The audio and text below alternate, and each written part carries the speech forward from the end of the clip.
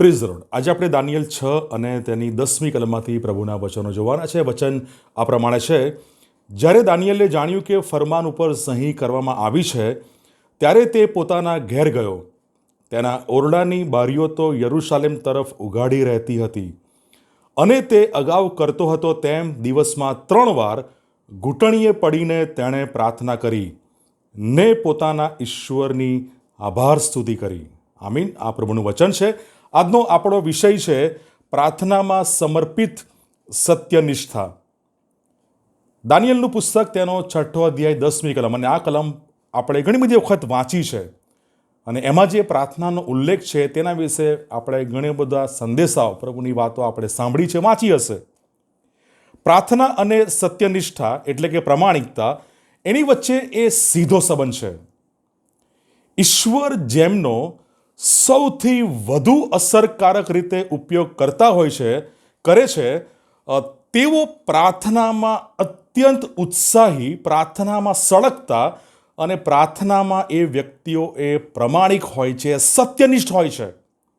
તેમના જીવનમાં પ્રાર્થનાનો એક મહત્વનો ભાગ એ આપણે જોઈ શકીએ છીએ। એ ગમે તે કાર્યો કરતા હોય, ગમે તે સેવા કરતા હોય, ગમે તે આગેવાની કરતા હોય, પણ એમના જીવનમાં પ્રાર્થના એક મહત્વનો ભાગ એ ભજવે છે। એ દરેક માર્ગદર્શન એ પ્રાર્થનામાં ઈશ્વરની સમક્ષ ઘૂંટણે પડીને એ ઈશ્વર તરફથી એ પ્રાપ્ત કરતા હોય છે। અને આપણી પાસે એના માટે દાખલો છે દાઉદનો।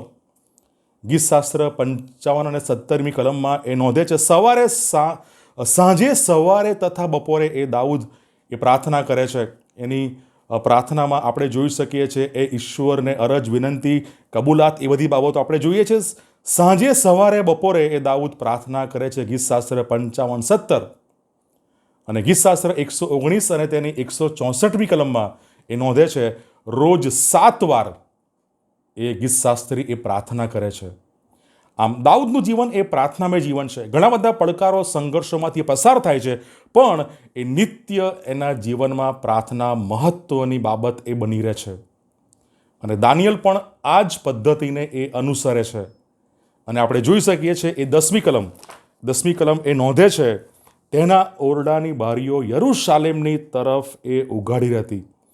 જેવું એ દારિયાવેશ રાજાએ એ ફરમાન ઉપર એ સહી કરી, દાનિયેલે જેવું એ જાણ્યું એ તરત એ ગભરાયો, એ બીયો, એવું કશી જ બાબત બની નથી। એ દાનિયેલ એ તરત એ પોતાના ઘરે ગયો અને ઘૂંટણે પડીને પ્રાર્થના દાનિયેલ કરે છે। અને એ કલમ નોંધે છે, અગાઉ કરતો હતો તેમ દિવસમાં 3 વાર ઘૂંટણે પડીને તેણે પ્રાર્થના કરીને પોતાના ઈશ્વરની આભાર સ્તુતિ કરી। દાનિયેલ ગભરાયો નહીં। દાનિયેલ પોતાના વિશ્વાસી પ્રાર્થનામય જીવનમાં એણે પીછેહટ કરી નહીં, કોઈ સમાધાન, કોઈ બાંધછોડ કરી નહીં, પણ પ્રાર્થનામાં દાનિયેલ લાગુ રહે છે। એ બાબત આપણે 10મી કલમમાં એ જોઈ શકીએ છીએ।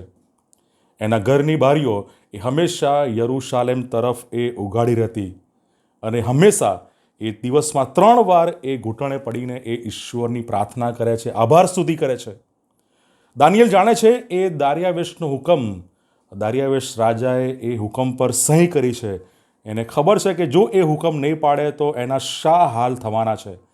જ્યારે આપણે 7મી કલમ વાંચીએ છીએ ત્યારે એ જે સુબાઓએ, મંત્રીઓએ, હાકેમોએ એ ભેગા મળીને મસલત કરી અને એક ઠરાવ એ નક્કી કર્યો, અને એ ઠરાવ એ પ્રમાણે હતો કે જે કોઈ 30 દિવસ સુધી આપના સિવાય કોઈ દેવની કે માણસની પાસે અરજ ગુજારે, તેને સિંહોના બિલમાં નાખવામાં આવે।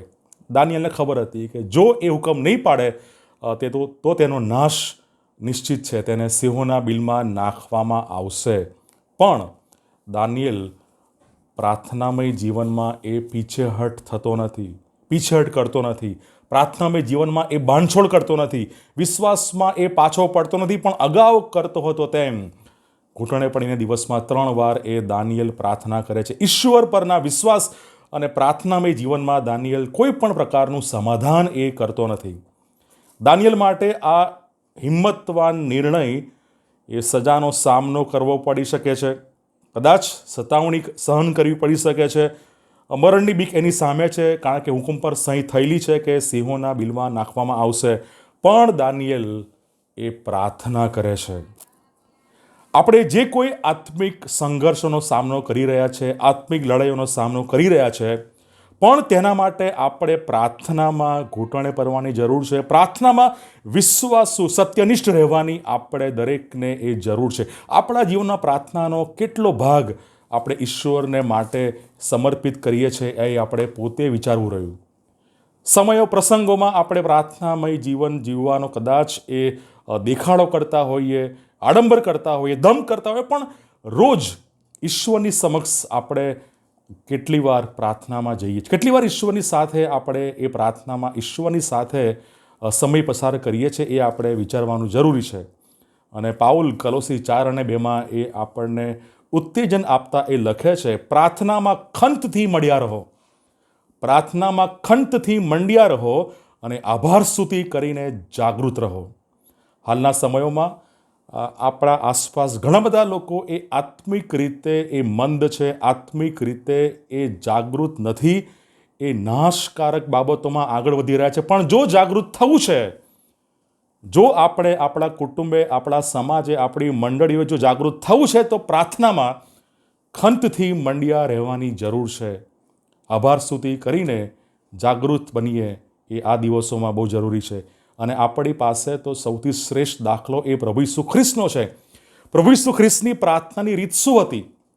લુક 5 અને 16 જણાવે છે, એકાંતે રાનમાં જઈને પ્રાર્થના કરતા. પ્રભુ ઈસુ ખ્રિસ્ત એકાંતે રાનમાં જઈને એ પ્રાર્થના કરે છે. લુક 6:12 કહે છે, પહાડ પર પ્રભુ ઈસુ ખ્રિસ્ત પ્રાર્થના કરવા ગયા અને એ નોંધે છે તેમણે ઈશ્વરની આગળ આખી રાત કાઢી. આખી રાત પ્રભુ ઈસુ ખ્રિસ્ત એ પ્રાર્થના કરે છે. અને માથી 6 અધ્યાય તેની 5 થી 15 પ્રભુ ઈસુ ખ્રિસ્ત આપણને પ્રાર્થના વિશે શિક્ષણ પણ આપે છે. શું આપણે આપણા પ્રાર્થનામય જીવનમાં ઈશ્વરને સમર્પિત, પ્રમાણિક, સત્યનિષ્ઠ આપણે છે કે નહીં? અને જો નથી તો આજે જ આપણે પ્રાર્થનામય જીવનની શરૂઆત કરીએ. પ્રભુ ચોક્કસ આપણી સહાય અને મદદ કરશે. God bless you.